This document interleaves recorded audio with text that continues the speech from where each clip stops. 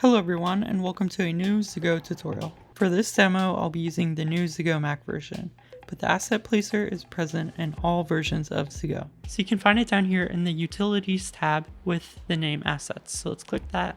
So you'll be greeted with this screen with a bunch of thumbnails for all of the assets you have imported. So these populate automatically when you import assets, and they come with these very nice thumbnails, which gives you a good idea of what you're going to be placing. So let's click this place button over here. So here is the placement screen, and you can see when we click an asset, we have a few options. So let's click free and see what that's about. So this is good for when you're placing natural elements such as a flower, some grass, something like that. This gives you no restrictions on where you're placing it and makes it look very natural.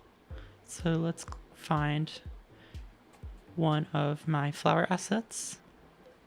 And right here, what I'm scrolling through is the tags, which are automatically made based off the naming of your files. And so it's very useful for finding similar assets and grouping them.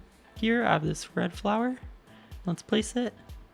It behaves just like you'd expect, and the flower appears exactly where I place my cursor. So that's pretty straightforward, but how about grid? This is helpful for more man-made elements or stuff you want to line up.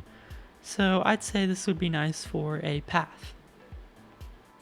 So we can grab this, and you can see that it lines perfectly up with no issues whatsoever. It just automatically snaps. So what does surface do? Well, this is one of my favorites. Like you'd expect, it aligns it to the surfaces instead of just being set to the ground level. But another cool feature about it is that it can align to uneven terrain. So say you have a hill and you want to make sure that a flower isn't just sticking straight up out of it. You want to make sure that it's aligning with this land. Well, this uses raycast and normals to make that possible. You can see that it aligns to the sides and doesn't just stick unnaturally out of it. To make this work though, you need to make sure that you have a collision mesh set up, which you can do manually or you can use the asset placer for, which I'll show you later in the video. Now let's see what Vertex does. The best use for this mode is fences and elements that you have to line up.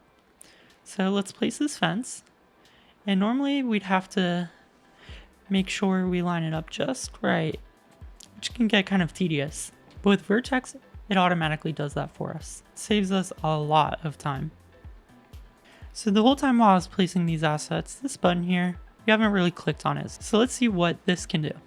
All right, you can see we have these buttons, which is just another way to change our mode, but we can also see this action section. So let's go through each of these one by one. Transform is kind of where you'll be the most.